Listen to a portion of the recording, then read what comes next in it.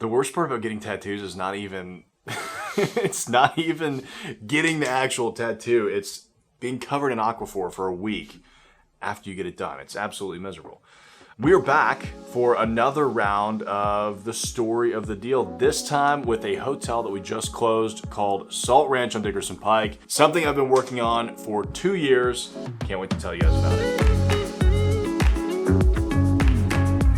So about 3 years ago, I moved my commercial real estate brokerage over to East Nashville and started very heavily focusing on this side of town. About 1 year into that, I saw the potential on the Dickerson Pike corridor. There's two major corridors running through East Nashville. You've got, I guess from your perspective, Gallatin running north and south here, and Dickerson running north and south here. Now Gallatin is a little bit more built up. It's where 5 Points is, which is kind of the downtown of East Nashville. You've got a lot of really cool restaurants, bars, amazing retail concepts over there that's already kind of made it. Dickerson Pike, on the other hand, was actually the major highway north and south, leaving Nashville, going all the way to Chicago before 1965 when the interstate was built. When it was built, caused this side of town to kind of go down. People stopped driving down the street because they didn't have to anymore. And so it kind of fell into disrepair. Well, because of its proximity and the fact that East Nashville is growing significantly, Dickerson Pike is taking off. So about 2 years ago, we decided to start focusing on this side of town, which is about the same time when I found the Congress Inn. It's a 2.5 acre, 50 key hotel that sits at the lighted intersection of Dickerson Pike and Hart Lane, which, I mean, if you're looking at the connectivity, let's cue the maps of Nashville. Looking at the connectivity of East Nashville, and specifically the site, you can go all the way down Hart Lane to hit Ellington. You can go just north to hit I-65, go north and south. You can go south, hit East Trinity Lane. I mean, just the connectivity is relatively unparalleled, which is one of the things that I find the most fascinating about the Dickerson Pike corridor. Well, with this piece being so large and sitting at a lighted intersection, even though there are car lots and vacant block buildings around it, I knew that this was a very strategic location. So I started working on it back then. Again, 2 years ago, I've been working on this property. Sometimes you just gotta keep with it, right? You gotta persevere. Persevere. I like that. Had idea. Had idea. New merch coming out. Persevere. We, I mean, I guess when the pandemic hit, we started looking at even more properties and started talking to the owners of Congress Inn again, and they were finally ready to sell. Over the years, we had kind of gone back and forth over different price points. They wanted 3.5 originally, I think, and then they wanted 3.2, and I originally offered 2.6 million and then came up to 2.8 million. We couldn't get a deal done, but this time it was a, hey, $3 million gets the deal done, let's do it. Back before this year, I couldn't justify the $3 million price point because when I was looking at the site, y'all know me and what I tend to do, these micro unit projects. I was looking at it for micro office space or micro apartments or micro retail, creating some other kind of, cool commercial hub because I didn't have any hotel experience. Well, lo and behold, Jordan 5 falls out of the sky, gets connected to me through a good buddy of mine, Jamie Pfeffer, who's an architect here in Nashville. And Jordan had consulted on a couple of other boutique hotels in Nashville. He actually had the #1 hotel on the Condé Nast Travelers list 4 years in a row, L'Horizon in Palm Springs. He also did the Sparrow Lodge and a number of other just outstanding boutique hotels. Well, because of COVID, he wanted to get out of California. So he moves to Nashville and we decided to partner up and start finding hotels. Well, perfect timing. I've been looking at a hotel for 2 years and I can't figure out what to do with it. And that was how we ended up justifying the $3 million price point. We're not gonna have to spend as much to get the building retrofitted and up to spec, I guess, for what we need to use it for. And Jordan knows how to operate a hotel. So the stars aligned, it was perfect. Couldn't have asked for anything better in that scenario, really. So, yeah, thank you. I was noticing that, I was like, yeah. So anyway, we put the building under contract, we start putting our plans together. Jordan had this concept called Salt Ranch, which was kind of a rustic country vibe that just landed well with me. Because one thing that I feel Nashville has been missing in its boutique hotel scene is an authentically Nashville boutique hotel.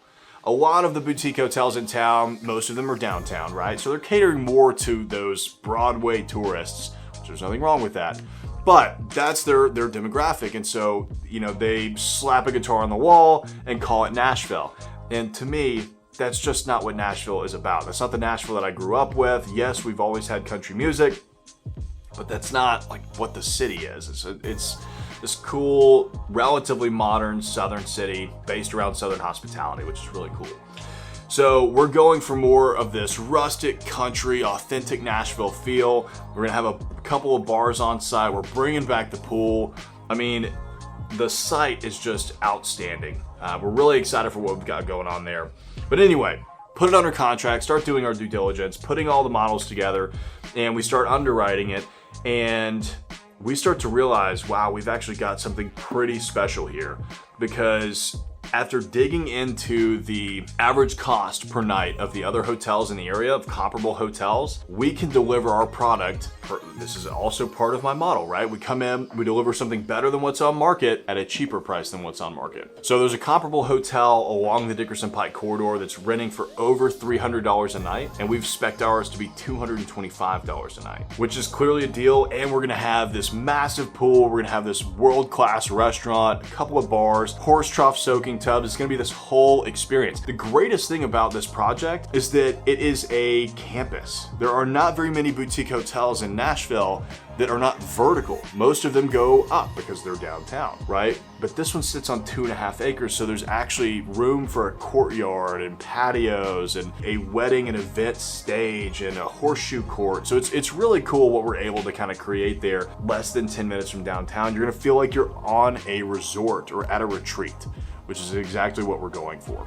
So we start inspecting the property, right? And you have to go through every single room. Start going through all the rooms. Well, the original building was built in the 1800s. I mean, it is old. We expect the foundation reports, the engineering reports to come back with a lot of suggestions on how to fix the property.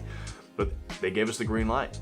I mean, it was just as good of a report as you could have gotten for a PCA, which is a property conditions assessment. And so that to us was worth celebrating again, because now that means that we get to keep this original structure in the middle of the property. The hotels around, the hotel rooms around were built in the 50s, give or take.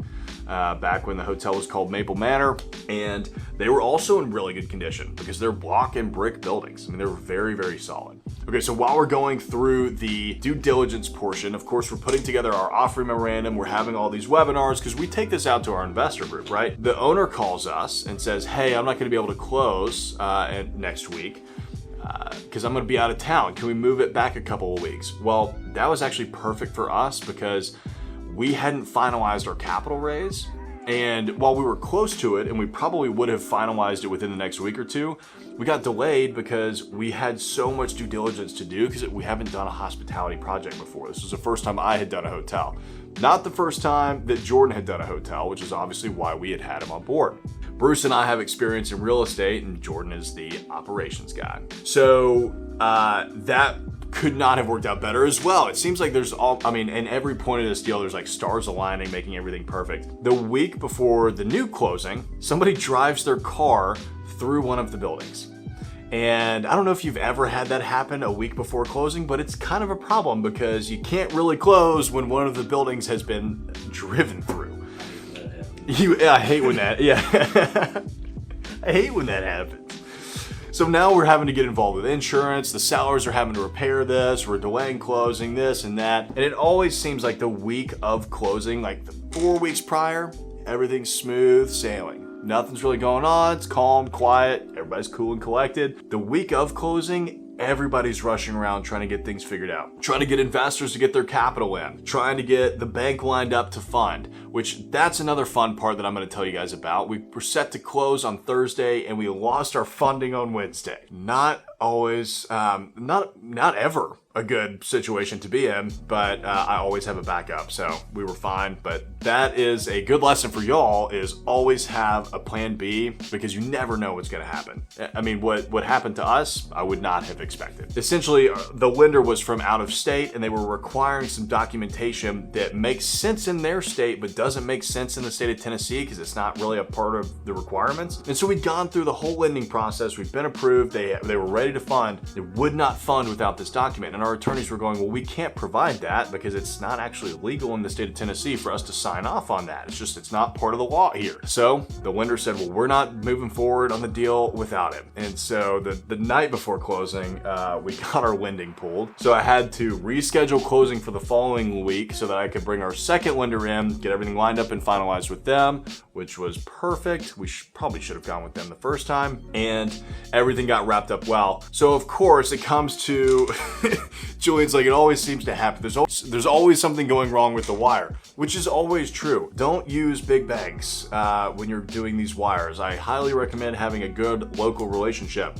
We use a big bank because my partner is down in Texas, right? And so when you have a partner that's in another state, it's very easy to use a big bank because everybody can access it. You can go to local branches and whatever. But when it comes to customer service or systems or operations, I'm telling you, those big national banks are the worst you could possibly ever work with. I go to wire the money so that we can close. Well, I am on the account, but they didn't set it up properly. So they can see that I'm on the account, but they don't have a copy of my signature line. So because of that, I'm not allowed to wire the money because it's over the wiring cutoff, which I don't know what their specific wire cutoff is, but we're wiring 7 figures, right? Of course, you would expect it to be pushed up because you don't want to just wire 7 figures off into the digital realm and never see it again. So I of course appreciate the the checks and balances that they have. However, since they don't have my signature, I can't wire it. Well, it's about to be past the wire cutoff, so we're not able to wire out the money that day. My partners have to go in the following morning and wire off the money, and we get held up again. I didn't know this, but apparently since everything's going crazy in the world right now, insurance companies are taking longer than they typically do to get quotes back. Anyway, typically we engage our insurance agents about a week before closing. Now I'm gonna have to do 2 weeks before closing at a minimum, but they are not able to provide the certificate of insurance that the lender needs to fund. So we have funded, the lender has not funded, the sellers have closed on their end, we're trying to close on our end. All we're waiting on is a certificate of insurance. We paid the fee to get the insurance. Our broker has already had all the conversations he's needed to have. He's just waiting on the actual carrier to issue the certificate of insurance. Well, of course, we don't get it until later that night, so we have to move closing again to the following day, and that is the story of how closings almost never happen on the day that they are scheduled to happen on. So just be prepared for that to happen. Also, very much appreciate the sellers working with us because 2 very crazy scenarios happened that have never happened to us before, and they were patient with us through the whole time. I mean, they knew that we had funded. It wasn't like we were trying to get out of the deal by any means. We were ready to roll forward. They are actually investors. They reinvested with us because they love the concept that we're doing. But yeah, that's Salt Ranch. So again, it's a 50 key hotel on Dickerson Pike. We bought it for about $3 million, which if you look into comps in the area is about the cost of land. Like, it's barely above the cost of the land. So we got a great deal on it. We're gonna spend about twice that renovating the property. It is going to be completely different. Like I said, we're working on some restaurant concepts right now. Very excited about what that's gonna be. And honestly, one of the most exciting parts about this project, other than the fact that it's in my neighborhood and on my favorite corridor in the city of Nashville, we've got another development going on across the street. My office building is right up the street. And then the brokerage so the Cauble group, my commercial real estate brokerage, has 13 acres under contract with a group out of Carolina set to close in November for 300 plus apartment units. There's 147 apartment units already under construction just north of us. And then just to the west, our actual neighbors, there's 81 cottages that were developed in 2017. So we have this whole ecosystem, this neighborhood, all these neighbors that have nothing to walk to, that by the time we deliver this restaurant and these bars, it'll be the perfect local neighborhood hangout spot.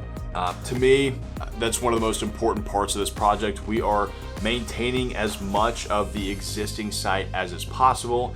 And being from Nashville, selfishly, I want to preserve and celebrate the city for what it was and what it is and what it will be. And I think that conscientious development is the best way to do that.